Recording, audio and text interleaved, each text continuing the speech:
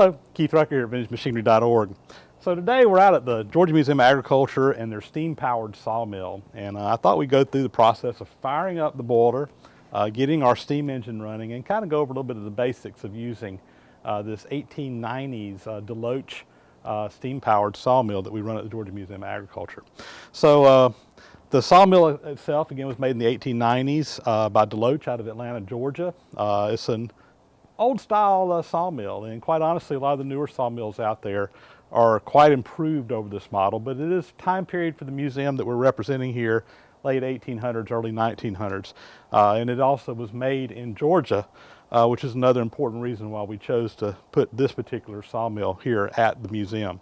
Our steam engine is an Atlas Engine Works. It's a 25 horsepower steam engine that was made about that same time period. Late 1890s is what we have determined based on the serial number and some other information on this engine here. And this is a stationary engine, and of course we power that with the steam generated by this boiler. Originally we had a Frick boiler that was out here at the museum that was from about the 1920s, I believe. Unfortunately, that boiler was condemned several years ago, and now we've got a new boiler. I say new, we've had it for probably a little over about a year and a half now, maybe. This one was made by Jonas Stutzman up in Ohio, who is a Amish boiler maker that still makes a lot of antique style boilers for restoration projects, steam traction engines, things like that. He does a very good job of building a traditional style boiler. The only difference being that the boiler that he's making is a modern welded vessel boiler, whereas the old boilers were riveted boilers. And that's the problem we have here in Georgia, is our boiler inspectors, they just don't like these old riveted boilers, and we have a really hard time keeping them certified. So when we had a new boiler built, they put rivets on here to give it the look of an old boiler, but these are fake, and it is a modern welded boiler. But other than that, it is built exactly like the original Frick that we sent up to him to copy. So before we start firing the boiler up, the very first thing that I always like to check is look at my water level and see how much water is in the boiler. It's always important when firing a boiler that you make sure you have water that is over the top of what's called the crown sheet. So inside this boiler, there's a jacket, basically. So there's an inner layer in here that kind of goes up and around. It's more or less an arch-shaped design. And this whole area, if you were looking inside of here, is filled with water. But that sheet that goes over the firebox, you need to make sure the water is always above that crown sheet. Again, extremely important. If you let the water dip below that, you can actually cause the fire to heat up that metal, cause stresses, and it can lead to a boiler explosion when you let that crown sheet become unprotected. So I look in my sight glass here, and you can see the water level right here. And I know on this boiler, as long as you see water in this glass, you're well above the crown sheet. In fact, the crown sheet is more down in this area. So we've got a good bit of a margin of safety in here. I see water in the sight glass. I know that when I start heating up the boiler, this is going to cause the water level to rise because that water is going to actually expand as it gets closer to boiling. So this is actually a good place to start.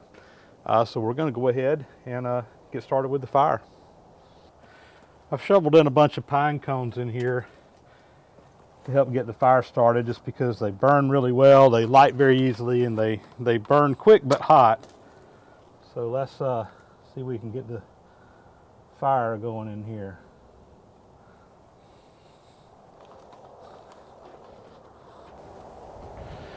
The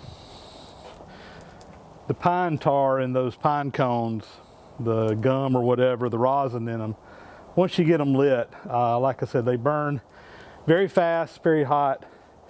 We can get a good fire started in here, and once we get some flames in there, I'll start piling in some more wood to get the fire going.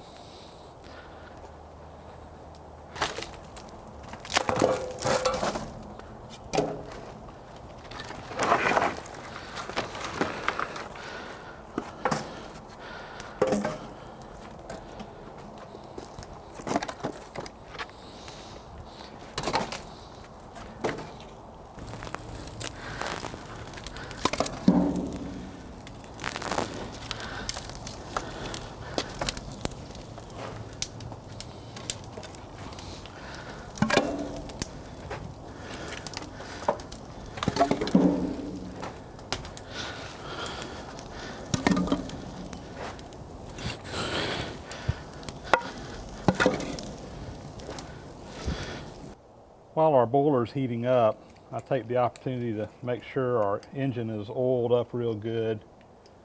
Make sure all of our oilers are full. These are grease caps, and we usually turn these and make sure we got grease in our bearings here. I'm gonna go around the other side, fill up the oil cups on the crankcase, or the main shaft here.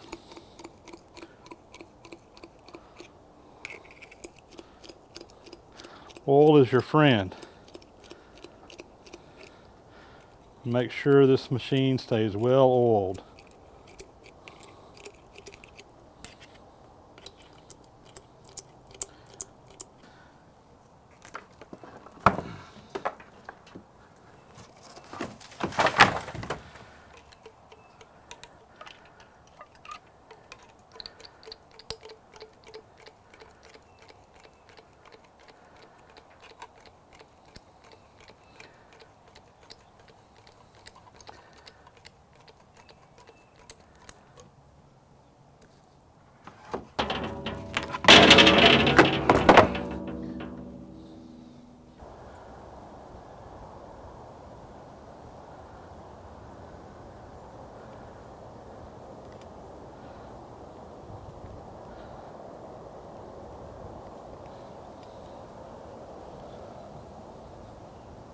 So on the steam engine, the steam comes in, and the first thing we have here is our oiler, and we put a steam cylinder oil in here. So just like you have to have oil in a gasoline engine to lubricate the cylinders, we have to put some lubrication in this engine to lubricate the pistons.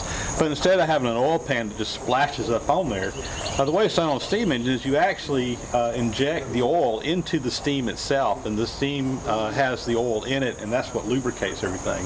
So we put a real thick, heavy steam cylinder oil inside this oiler, and the steam pressure actually comes in and through this kind of atomizes that oil one drop at a time and mixes it back into the steam that's going into the engine. The steam then comes down. You'll open this valve. We don't have enough steam now to do that, but you open this valve, and this is going to be what's called the governor. So this is the governor, and the governor is kind of like the throttle of the engine. And on a locomotive, where you want to speed up and slow down your engine, you do have a throttle that you can open up to allow more and more steam in. With this being a stationary engine, though, we really want the engine to be running at a constant speed at all times. Our sawmill that we're connected to, we want this engine running at 250 RPM. So even when it gets under a load, we want it to continue to run at about 250 RPMs. So the way that the steam engine keeps this engine running at a constant speed is it uses this governor. And inside of this is basically a needle valve. So there's a valve in here, and right now with it off, the valve is all the way open.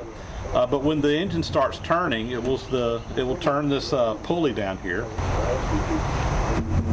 And that belt on that pulley comes up to the governor, and as it does that, it's going to spin these balls. And as these balls spin, the centrifugal force is going to force the balls to come out. And what basically ends up happening is when the engine slows down, the balls come in, the throttle opens, the engine speeds up.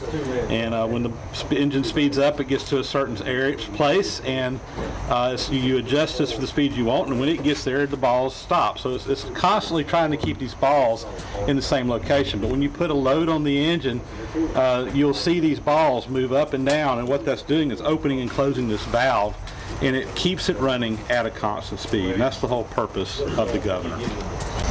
So the steam then comes out of the governor and it goes into this area here, which we call the steam chest. And this is where the valve is inside of the engine that basically causes the steam to go into one side of the cylinder or the other.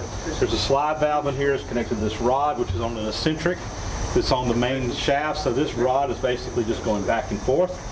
And again, there's the valve in here is allowing the steam to go to one side of the cylinder or the other. And at the same time, it opens up an exhaust port to exhaust it out. Now, unlike a gasoline engine, a steam engine is kind of unique. So the steam comes in, and when the cylinder is at the top end down here, the steam is going to push the cylinder in this direction. And when the cylinder gets to the piston gets to the bottom end down here, the valve's going to change and it's going to push it back. So it's actually pushing it on both ends of the stroke. Again, in a gasoline engine, you're only pushing on one side of the stroke. It's always pushing that piston down, and the momentum is bringing it back up. And even on a gasoline engine, you're only getting a power stroke once every so many times that piston turns over, because you have to exhaust it out too. Which means on a steam engine, you're getting a lot more power strokes. So for every time this engine makes one revolution, you're getting 2 power strokes. Whereas in a gasoline engine, you're getting much less than that.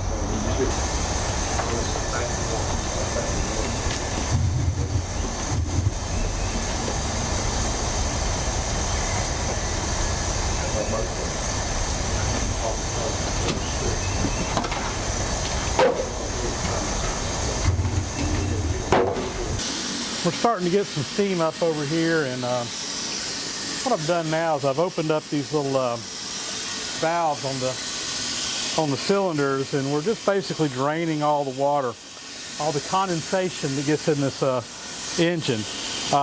When this engine cools down and you have steam in there, of course that steam turns into water, and that water will fill the cylinders up. And water doesn't compress. Steam will compress, water will not. So if you start the engine and you got the cylinders full of water, you can't actually blow the heads out of these out of the engine, which is never good. So anytime we're starting up, we like to make sure we got all the water drained out, and I like to just let some steam run through the engine for a little while before we actually crank up. I've just got the valve here just barely cracked, but I'm putting enough steam in here that it's warming that engine up and getting it ready to start and run. So we got about 70 pounds of pressure over here. So normally this boiler we run up to about 150 psi, but the engine will run on less than that. And I'm gonna go ahead and probably crank this thing up here in just a minute and start warming this engine up, just getting it going slow. So before I do, again, we made sure we got all the water drained out of the cylinders. I rotated the crankshaft so that it's just past top dead center. If it's on top dead center, it's hard to get that piston to start that first stroke. So if you put it just past it on either side of top dead center, you can it just starts up a lot easier and gets going.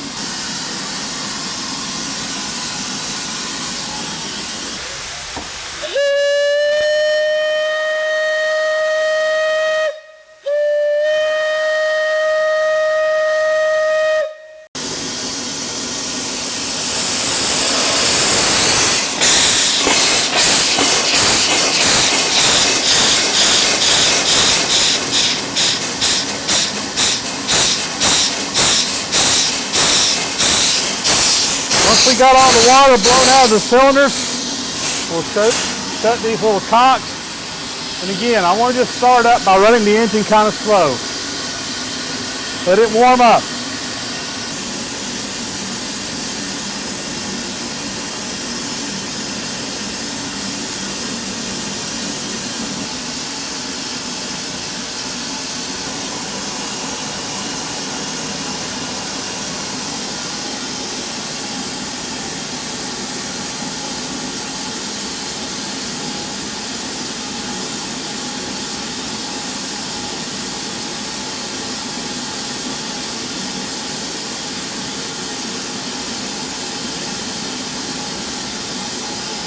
A little over 100 pounds of pressure now, about 110 pounds.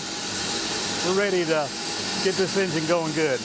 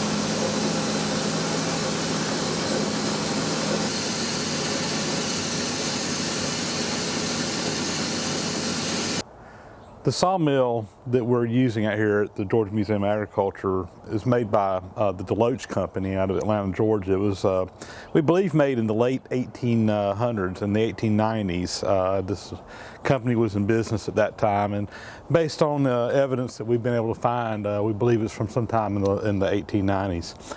So this mill is very typical of an early sawmill from that time period. It's really quite simple in operation, and also a little bit primitive compared to some of the later sawmills that people are probably more familiar with, like the Fricks and so forth, that were made in the 20s and 30s. Of course, being made so much earlier, there were a lot of improvements made after that, which quite honestly makes the sawmills easier to use. But this museum is representing the 1890s to 1910 roughly is the time period, so this sawmill is very appropriate for that time period.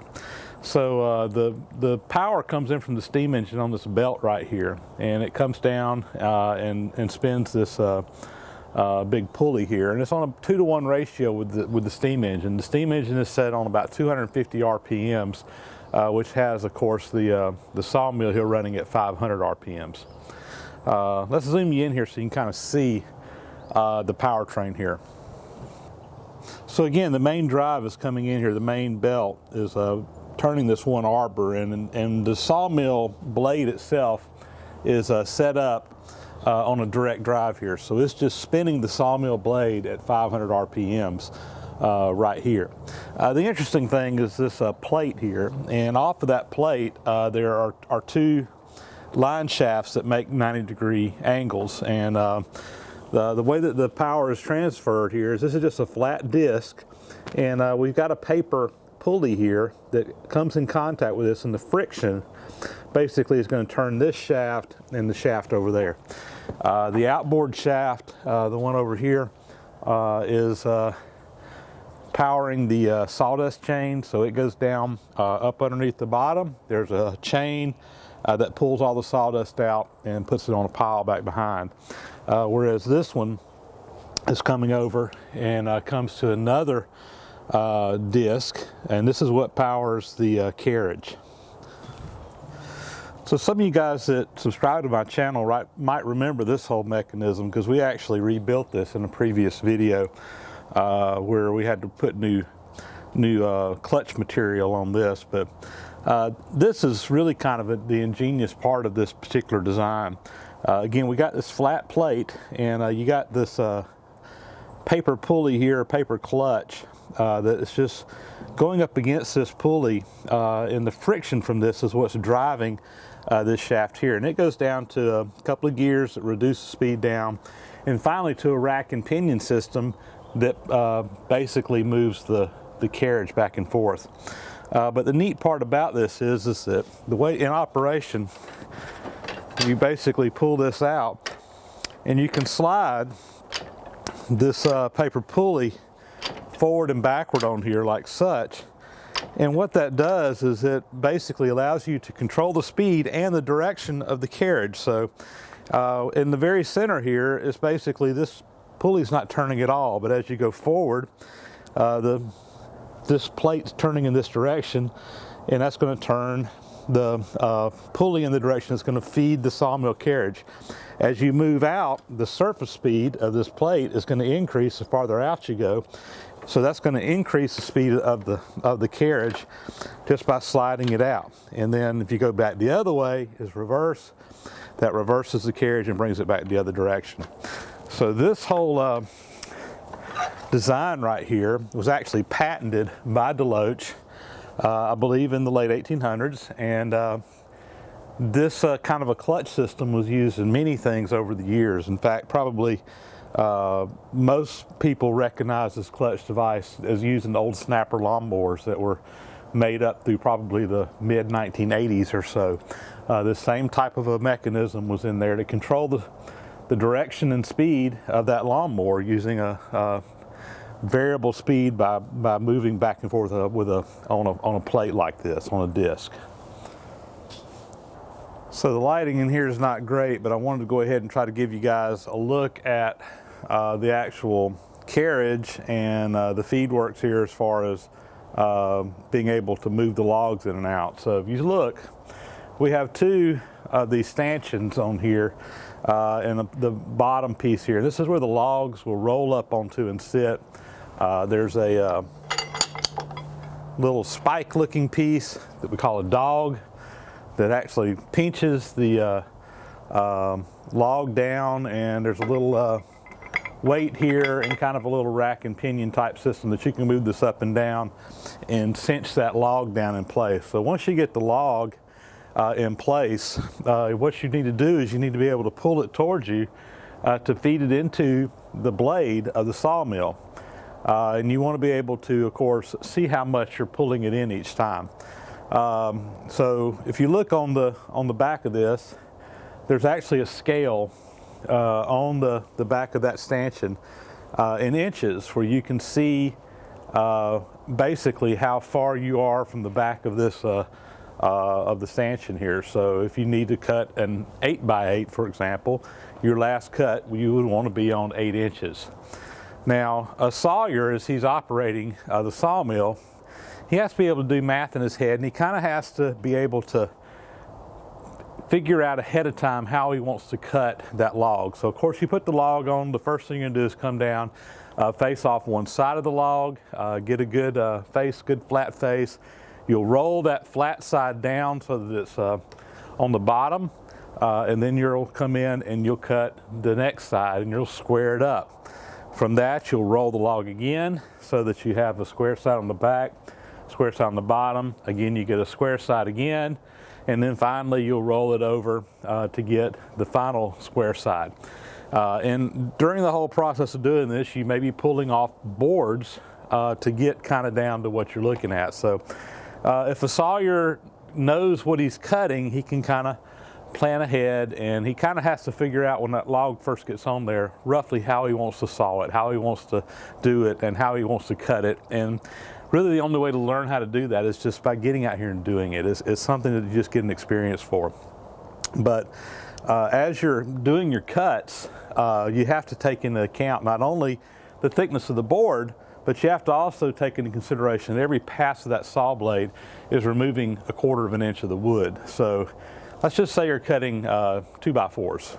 So when you get that log squared up, your last board is going to be a 2-inch board, and on this sawmill, the last board is always going to be 2 inches. We can't cut less than a 2-inch board on that last cut. Now everything else we can cut whatever we want, but let's just say we're cutting 2x4s, so you need to do in 2-inch increments.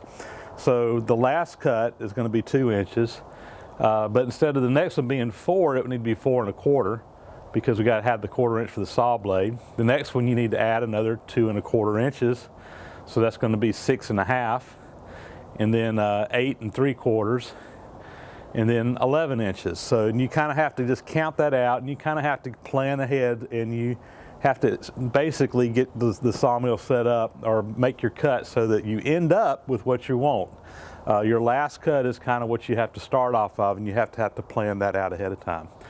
Now to feed this in, we have this big lever arm here, and it allows you to pull it in or to push it out, depending on what you're doing. There's a little some little teeth in there that you can kind of flip over using the handle here and push that in and out.